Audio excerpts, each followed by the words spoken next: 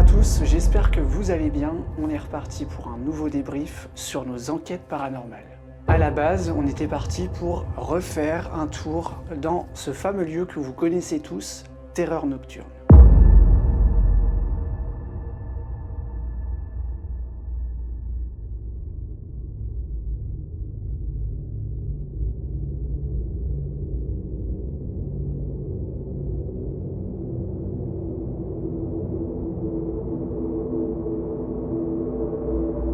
Lorsque nous avons mis les pieds à l'intérieur, on s'est aperçu que tout de suite, des choses avaient changé de place, des objets avaient disparu, et surtout les logos sur les portes avaient été retirés.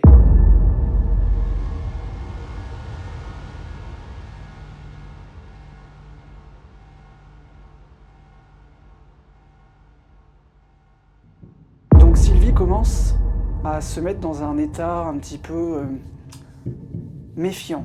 Elle était méfiante sur les bruits qu'il pouvait y avoir dans le bâtiment. Plus on avançait dans les couloirs, plus on se sentait dans une situation dangereuse. Quand je dis dangereux, c'est pas par rapport à ce qui peut se trouver à l'intérieur, c'est surtout par rapport à l'humain.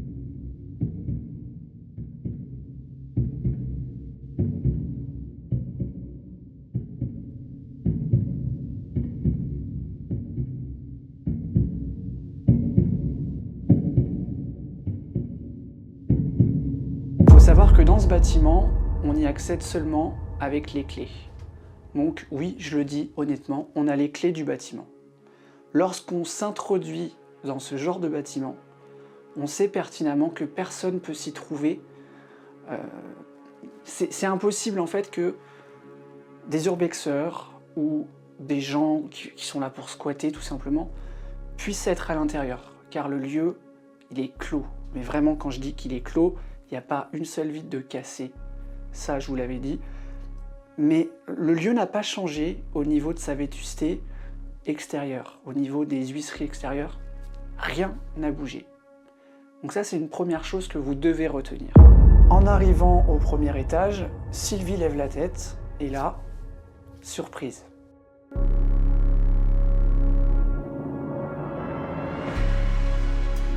On arrive donc au premier étage et là, je découvre avec stupeur un boîtier que je pense qu'on n'avait jamais vu auparavant.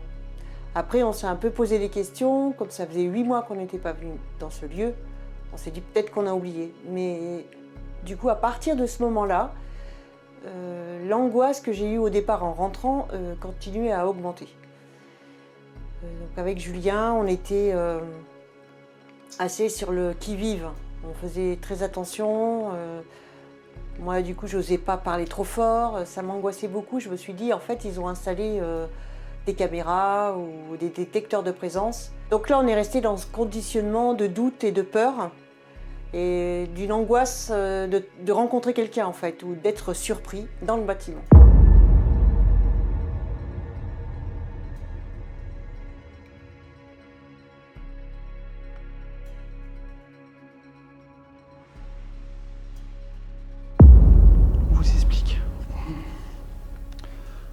Clairement, on a marché dans les premiers couloirs et on a trouvé des boîtiers qui n'étaient pas présents par le passé, des boîtiers neufs installés dans chaque couloir, qui sont reliés électriquement à quelque chose. Il y a un boîtier qui est bizarre. Je vous montrerai les images, donc on ne sait pas trop ce qu'on va faire. On va juste aller voir au deuxième étage. Et on va se barrer parce que je le sens pas. Est-ce que tu pourras faire une recherche pour savoir ce que c'est? Oui, je vais regarder. En faisant le tour du bâtiment, tout au fond du premier couloir, donc au premier étage, on s'aperçoit en levant la tête qu'un boîtier apparaît. En fait, on ne l'avait jamais vu auparavant. On pensait ne pas l'avoir vu auparavant.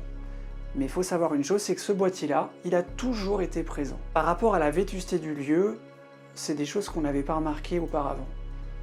Parce qu'auparavant, les lieux n'étaient pas aussi piqués d'humidité, donc tout ça, ça saute pas aux yeux. Or là, étant donné qu'il y a vachement de contraste sur les murs, et ben ce boîtier, il ressort énormément.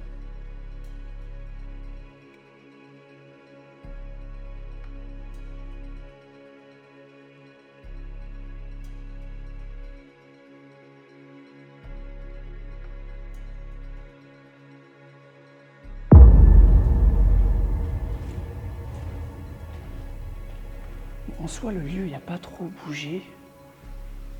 Mais les boîtiers, là, c'est inquiétant. On ne sait pas trop ce que ça veut dire.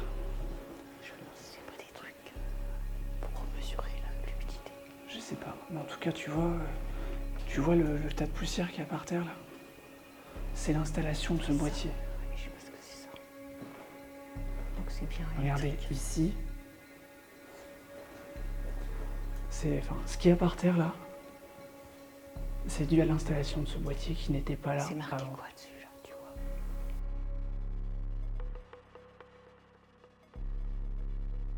Donc à partir de là, on s'est mis avec Sylvie dans un conditionnement de méfiance. On ne savait pas si c'était relié à une alarme, on ne savait pas si quelqu'un pouvait arriver, et le hasard a fait les choses en notre défaveur, c'est qu'à un moment donné, on a entendu une voiture qui passait très proche d'un des côtés du bâtiment.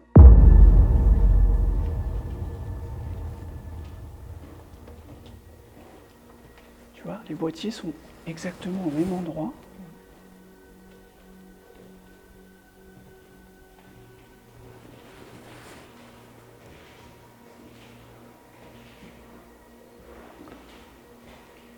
Tu vois quelque chose ?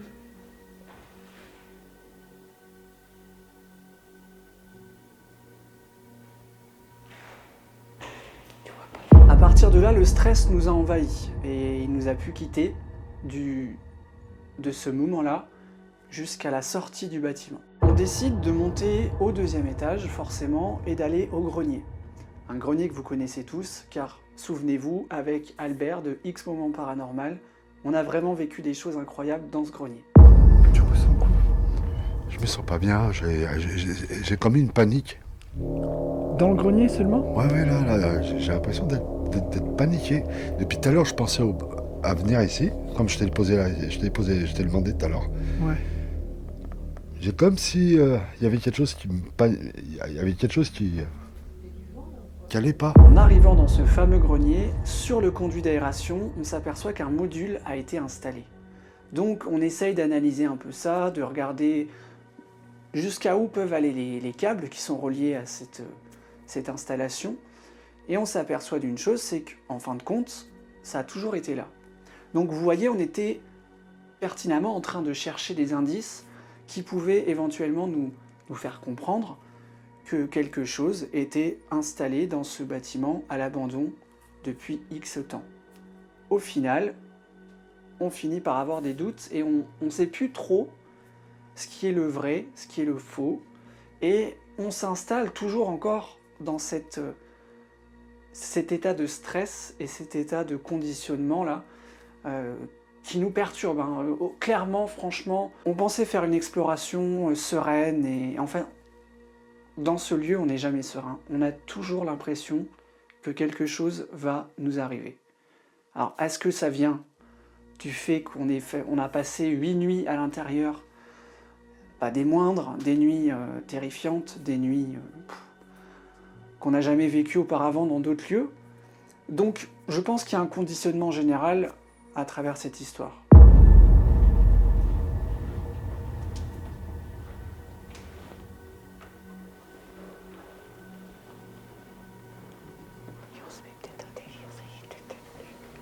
Non, mais il y a quelque chose en tout cas qui a bougé. Enfin, c'était pas comme ça avant.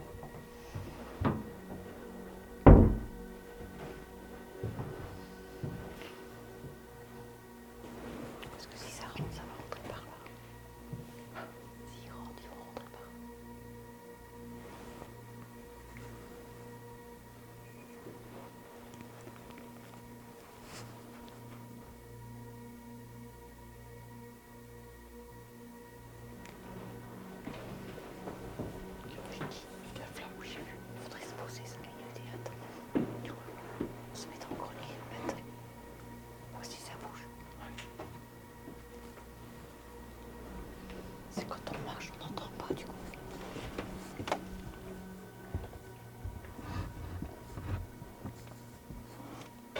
Alors vous vous souvenez de ce grenier, pour ceux qui ont vu les épisodes, et ben voici le grenier de jour.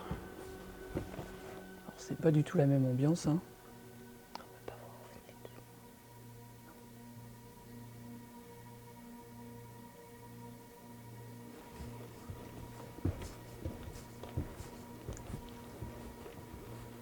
Comme je vous l'avais dit, en fait, on peut pas marcher. On peut pas marcher ici, hein.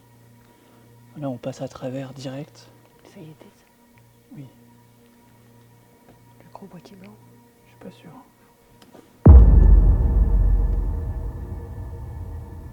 Non, mais ça, là. Ça, je suis pas sûr que ça y était. Parce que regarde. C'est pas d'hier, hein. Vu la toile d'araignée qui est à ça, oui. Je suis sûre que c'est une sonde, regarde. Ouais, je pense. C'est des sondes. À mon avis, il calcule le taux d'humidité. Donc on reste un certain temps dans le grenier à essayer de comprendre et de se dire que ça devait être là, ou si c'était pas là, ça devait être une sonde pour étudier le bâtiment. Comme le bâtiment a été très humide, on s'est dit peut-être qu'ils font des études pour voir ce qu'ils vont pouvoir faire avec ce bâtiment après. Donc on reste un bon moment dans ce grenier, et à un moment en se rapprochant de la porte pour pouvoir redescendre, j'ai l'impression d'entendre des bruits de pas dans l'escalier. Mais ça n'a pas été filmé parce que nous, on avait arrêté la caméra parce qu'on voulait attendre un peu et voir ce qui se passait aux alentours. Donc on redescend, encore pas très rassurée. Moi, j'avoue, j'étais très stressée de croiser quelqu'un en fait, mais quelqu'un de réel, pas un fantôme. Donc on descend dans les escaliers, on s'arrête, on écoute. On était très à l'écoute en fait de ce qu'on pouvait voir ou entendre.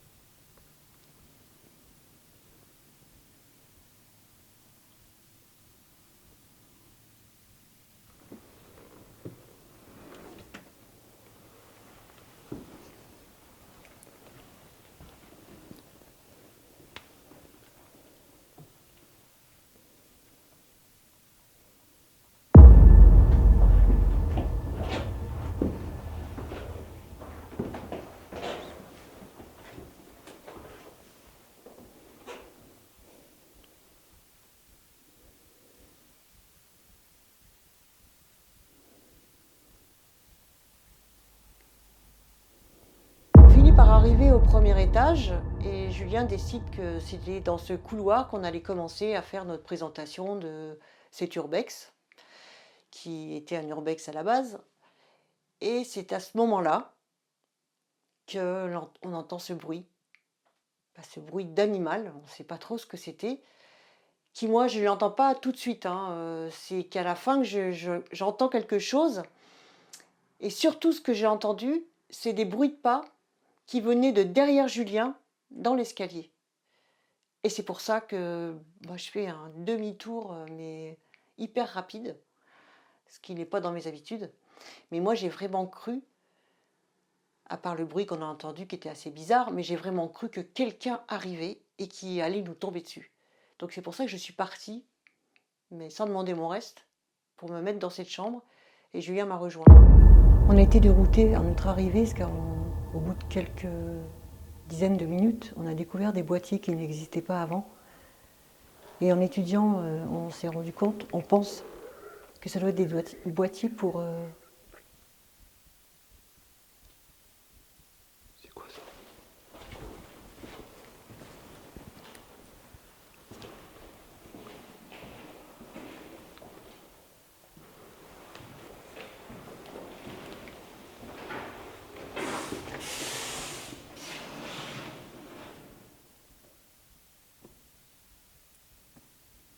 C'était que ce bruit.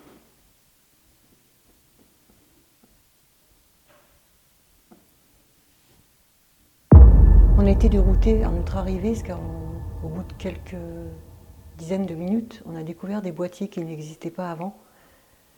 Et en étudiant, on s'est rendu compte, on pense Que ça doit être des boîtiers pour... C'est quoi ça?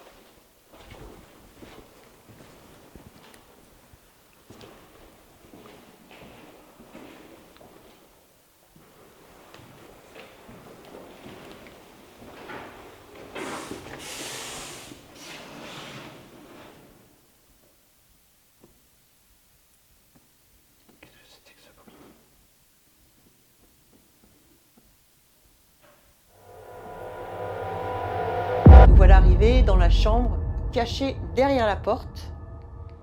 Donc Julien m'a rejoint, bien sûr, et on fait plus de bruit. Et là, on entend encore des petits bruits, comme si quelque chose tapait ou arrivait en marchant. Et ça tape juste à côté de nous dans la chambre. Et là, franchement, on ne sait pas quoi faire. Moi, je suis tétanisée. Et je me dis, bah ça y est, on va se faire attraper. Il y a quelqu'un qui est rentré dans le bâtiment et voilà. C'est mort pour nous. On va s'arrêter là. Au final, Julien décide de fermer la porte. Parce que nous, on est cachés derrière la porte qui est ouverte. Donc contre le mur et la porte qui est devant nous. Et Julien dit non, non, c'est pas possible, on ferme la porte. Si quelqu'un arrive, qui nous pousse la porte dans la figure, enfin bon, on ferme la porte. Et là, on attend, et plus aucun bruit. On n'entend rien dans le couloir, personne n'arrive, et on décide de ressortir.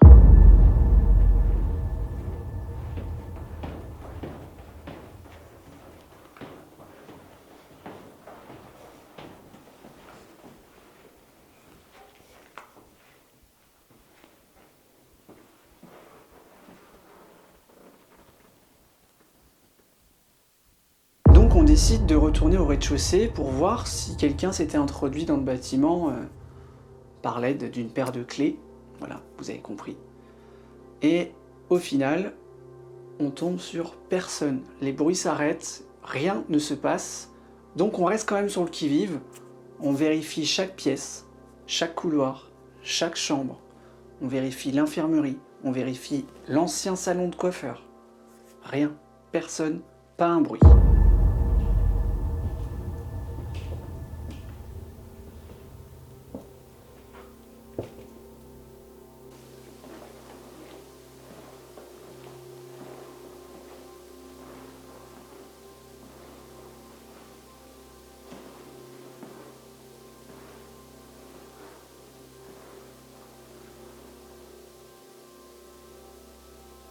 On finit par remonter au premier étage, au niveau de l'escalier en colimaçon. Vous savez, vous l'avez déjà vu, c'est un escalier où il se passe énormément de choses lors de nos enquêtes. Donc on s'est dit, on va aller voir les deux chambres qui sont, vous savez, à l'écart des autres chambres qui se trouvent dans l'ensemble du bâtiment. Ce qu'on ne savait pas, c'est que sur la caméra, via les micros, on enregistre un phénomène incroyable, très audible. Ce phénomène, on ne l'entend pas, hein. C'est un phénomène qui est uniquement capté par la caméra et son micro, mais nous, à l'oreille nue, on ne l'entend pas. Donc quand je vérifie tout ça aux analyses le soir, bah là c'est la stupéfaction, parce que c'est tellement fort, on a forcément, d'un point de vue extérieur, quand on regarde ça, on a l'impression qu'il y avait quelqu'un dans le bâtiment qui était en train de faire sa vie, descendre les marches de l'ancien escalier.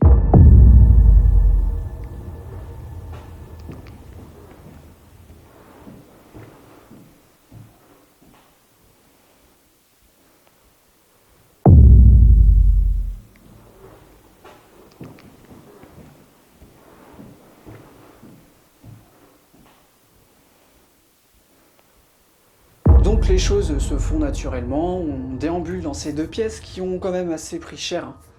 Au niveau de l'humidité, c'est de pire en pire, on a vraiment une odeur prenante, le papier peint est vraiment au sol, donc on voit qu'en 8 mois, l'humidité a vraiment bouffé le bâtiment. Donc c'est une ambiance différente, l'atmosphère à l'intérieur elle est pire qu'avant, on se sent oppressé au possible, donc tout ça forcément bah, ça joue hein, sur le ressenti. On peut paraître flippé, enfin voilà, c'est un lieu qui est malsain, donc forcément bah, le corps y réagit. Donc il n'y a pas forcément que du paranormal sur nos réactions, il y a aussi un état naturel.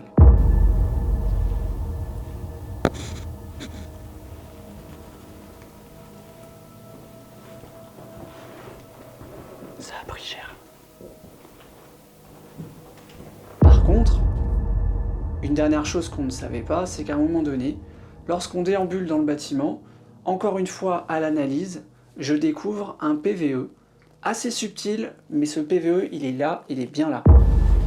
Bizarre, j'ai jamais vu ça. Moi non plus.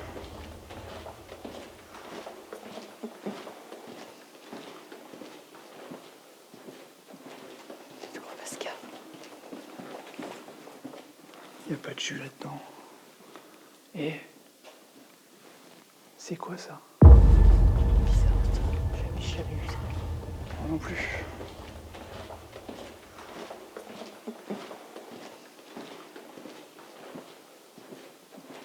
C'est quoi, Pascal? Il n'y a pas de jus là-dedans. Et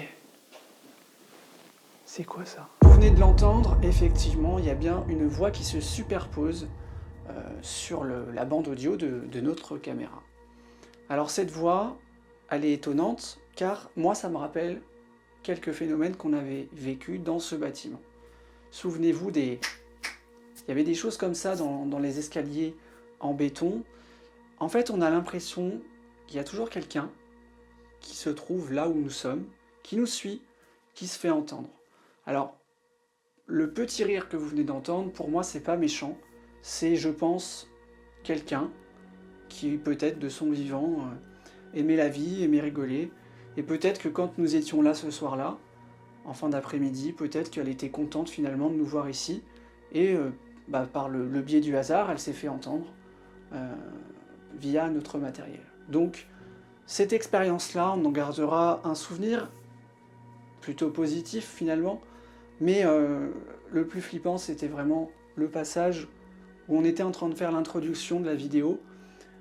Moi, clairement, je vous en ai pas parlé, mais il faut bien se dire une chose, c'est que le bruit, le phénomène de voix électronique, il est arrivé de derrière moi. Je l'ai entendu, donc j'étais en train de cadrer Sylvie. Par contre, j'entendais ce qui se passait derrière moi. Ça passe au niveau de mon oreille gauche et ça termine sa course entre Sylvie et moi. Suite à ça, on a encore une fois donc ce phénomène de pas dans l'escalier. Donc ça, c'est un phénomène incroyable, encore une fois, dans ce lieu. Je pense qu'on n'en a pas fini, je pense qu'on retournera une fois de plus un soir là-bas avec un nouveau protocole, des nouveautés. Donc ça, vous le verrez au fur et à mesure, on vous en parlera sûrement. Donc voilà, en tout cas, n'hésitez pas, si cette vidéo vous a plu, n'hésitez pas à liker, commenter, partager. On se retrouve très prochainement sur YouTube pour de nouvelles aventures d'enquête paranormale.